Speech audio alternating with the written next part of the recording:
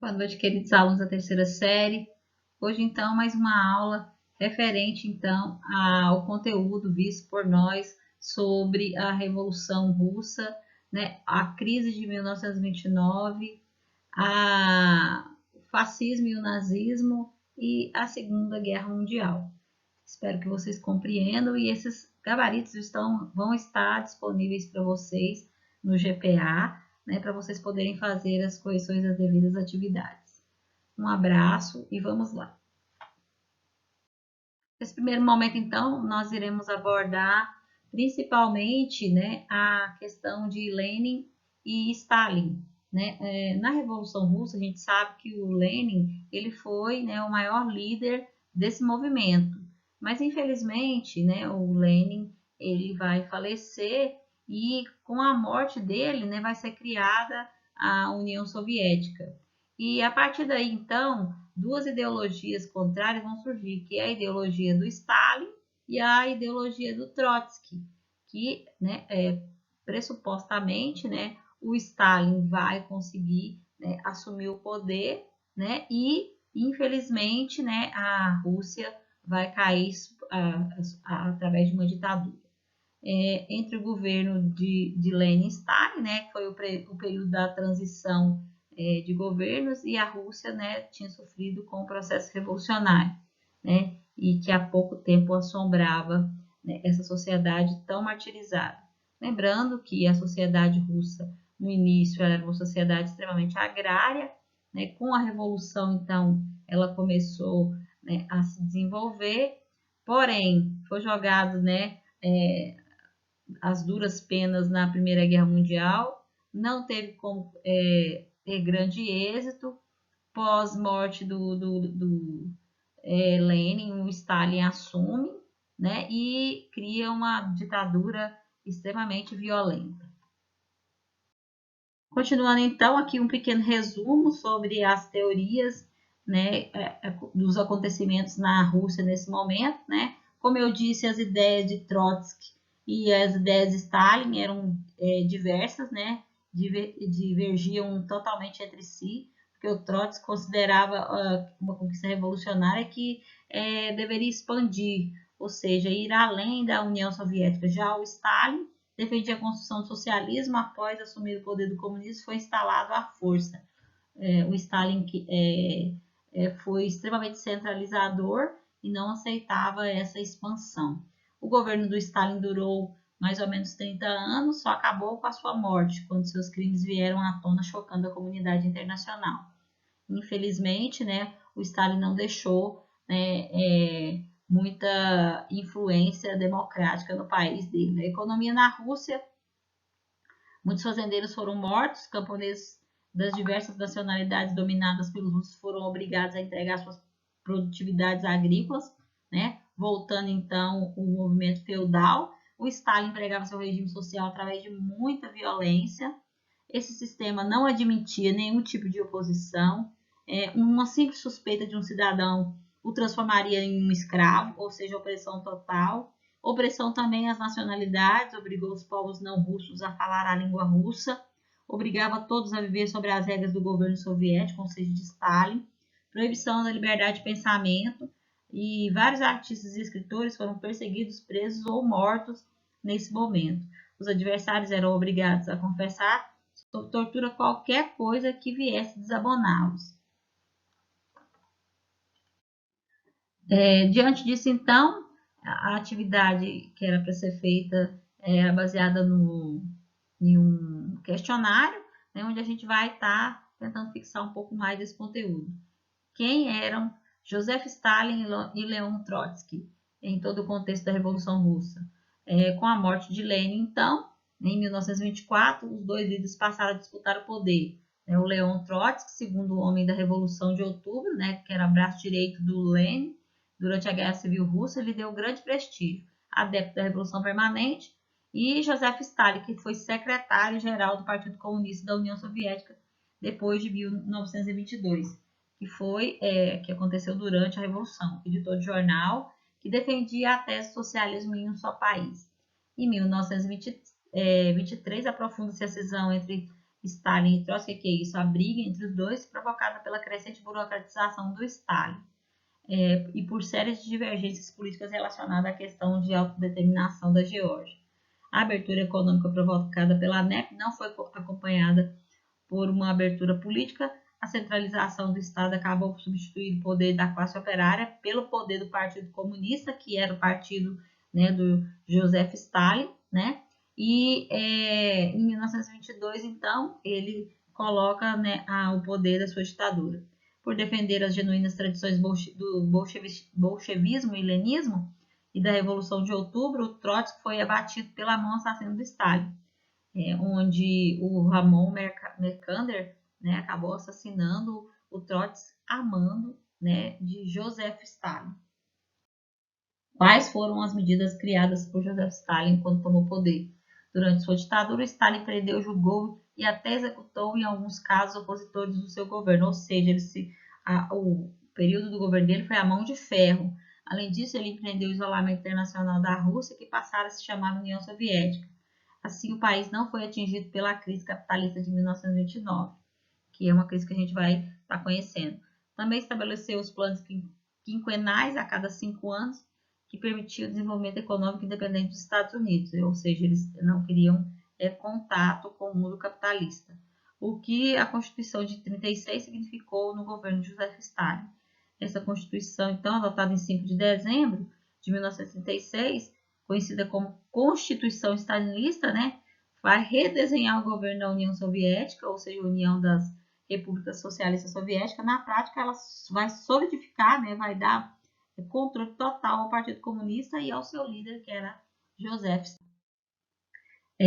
No segundo momento, para você escrever sucintamente os ideais de cada um dos líderes que governaram, né, a União Soviética. Aqui, né, no primeiro aqui, né, o Joseph Stalin, o segundo, né, o Lenin, e o terceiro, o Trotsky. Aqui, então, as teorias de cada um, né? O Vladimir Lenin foi um dos principais líderes da Revolução de 1917, derrubou a dinastia dos czares russos, né? E passou a distribuir terras a camponeses e transferiu representantes dos operários no controle das indústrias. Fundou o Exército Vermelho, né? Reprimiu as várias forças de oposição e garantiu a criação em 1922 da União das Repúblicas Socialistas Soviéticas. O Joseph Stalin, né, comandou a era stalinismo, quando transformou o país em potência mundial. Durante seu governo, ele perseguiu duramente seus opositores, promovendo fuzilamento em massa. Seu exército teve participação decisiva na derrota da Alemanha nazista no final da Segunda Guerra Mundial.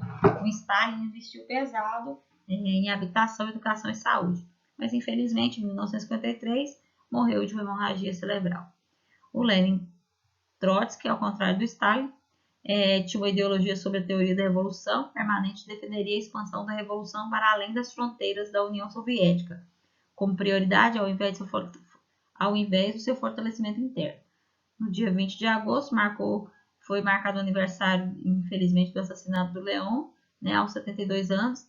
Ele foi covardemente golpeado na cabeça por uma picareta que levava nas mãos o assassino stalinista. Trotsky logo entrou em coma e morreu no dia seguinte, no dia 21 de agosto de 1940. O segundo momento, então, trata, né, um pouquinho da gente conhecer sobre o nazismo e o fascismo, né, e nessa atividade era pedir para vocês destacar as principais características, né, em relação ao nazismo e o fascismo. Apesar do nazismo e o fascismo ter semelhanças, né, bem dramáticas, eles são, sim, diferentes. O nazismo foi um movimento ideológico que nasceu na Alemanha e esteve sob o comando de Adolf Hitler, de 1933 a 1945.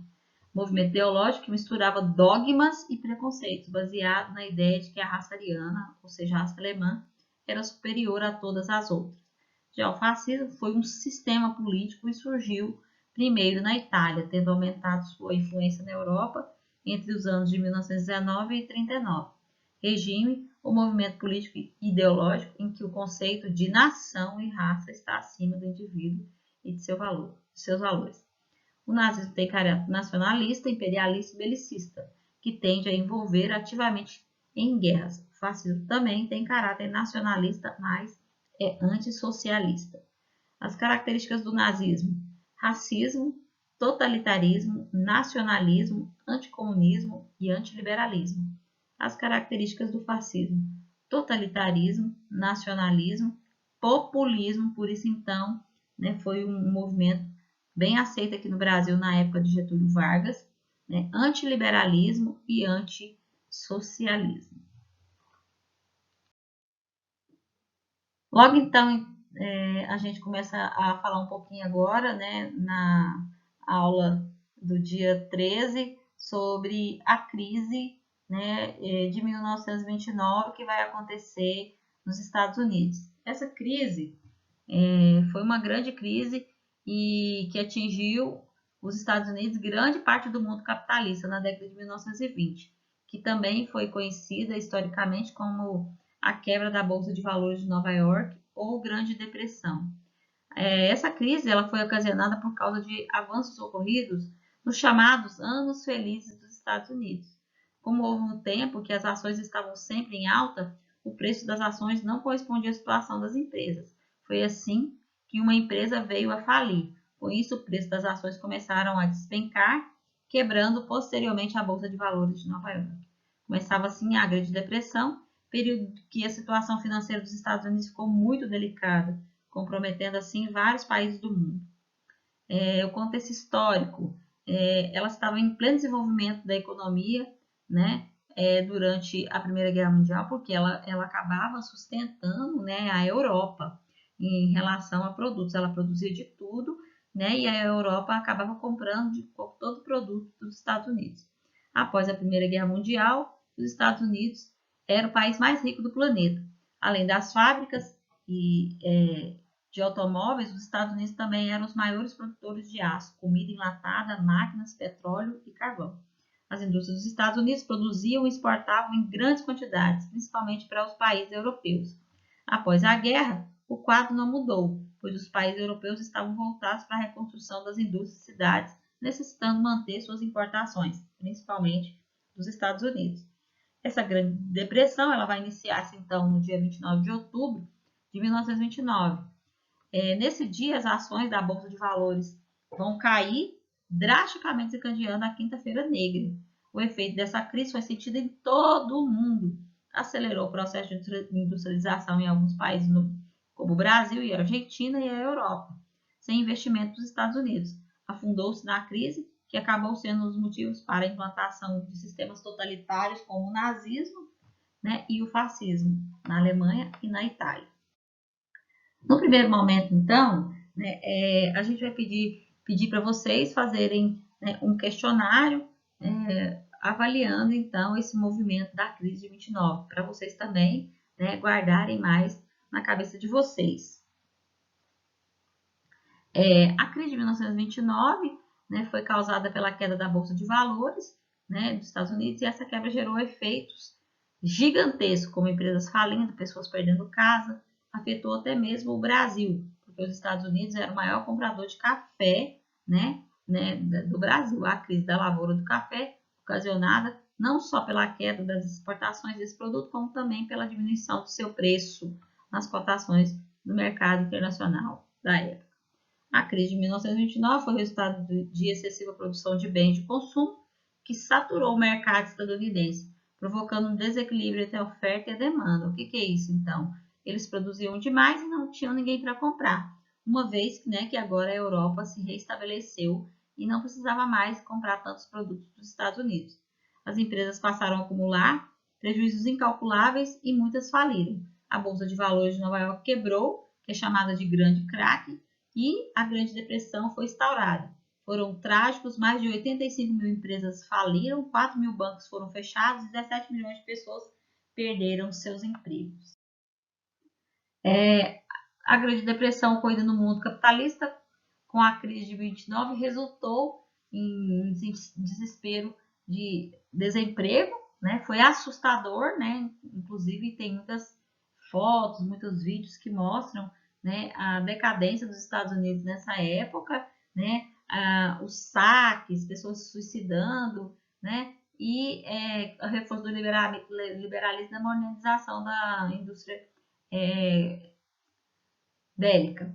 A adoção do New Deal, o que foi esse New Deal, né? Foi um movimento criado então pelo Delano Roosevelt, que teve a intenção então de fazer com que esse contexto histórico de falir, né, viesse sobre terra. Com isso, então, ele provocou intervenções do Estado na economia para controlar o sistema de crédito, regulamentar os salários e garantir o investidor. A intenção de socializar progressivamente a economia norte-americana através de mecanismos. Houve também o processo do liberalismo, né? Aliás, o neoliberalismo tanto nos Estados Unidos quanto no Brasil. Na década de 30, o neoliberalismo tratava-se de uma doutrina econômica que emergiu entre acadêmicos liberais europeus e tentava definir uma denominada terceira via, capaz de resolver conflitos entre o liberalismo clássico e a economia planificada coletivista. Principais características do neoliberalismo: mínima participação estatal nos rumos da economia do país, pouca intervenção do governo no mercado de trabalho, desburocratização do Estado.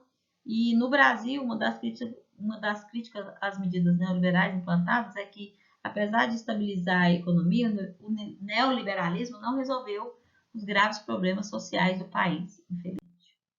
O segundo momento, então, né, é para vocês fazerem um texto explicativo das etapas e características do nazifascismo.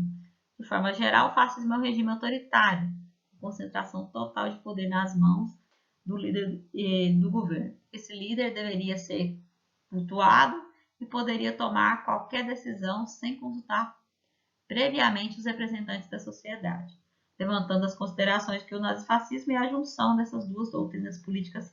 Podemos dizer que as características do nazifascismo englobam o nacionalismo, valores exagerados da nação, os símbolos desta, anticomunismo, né, o militarismo e o totalitarismo, o romantismo, o antissemitismo.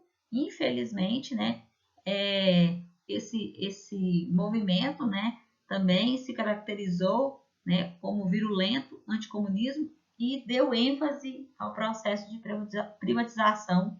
Já o fascismo de Benito Mussolini continuou fiel à ideologia de que todos esses fatores existiam para servir o Estado, e não era necessariamente no interesse do Estado servir ou manipular alguma daquelas características.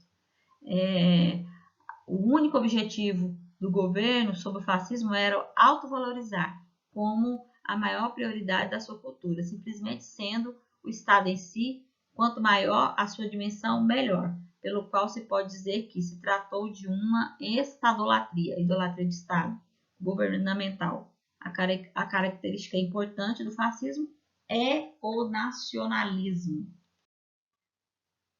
O gabarito, então, agora, do dia 20/5, né, o primeiro momento, né, pedindo as causas da Segunda Guerra Mundial, né, que foi decorrente a um conjunto de fatores, de uma profunda crise econômica, de grandes tensões políticas e sociais em várias partes, né, do planeta. Nessa conjuntura, então, despontaram regimes totalitários, sobretudo na Alemanha e na Itália, né, que é o fascismo e o nazismo, e também no Japão.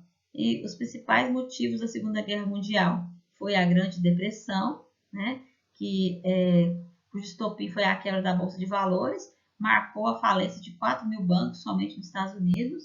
O Tratado de Versalhes, paralelo à crise, o governo alemão sentia-se efeitos do reordenamento territorial imposto pela Primeira Guerra e as diretrizes humilhantes do Tratado de Versalhes, que obrigavam eles a pagar, né, altas indenizações. A invasão japonesas e italianas, né, o Japão, com 70 milhões de pessoas confinadas em um exíguo território, buscava solucionar a oferta de minérios e petróleo.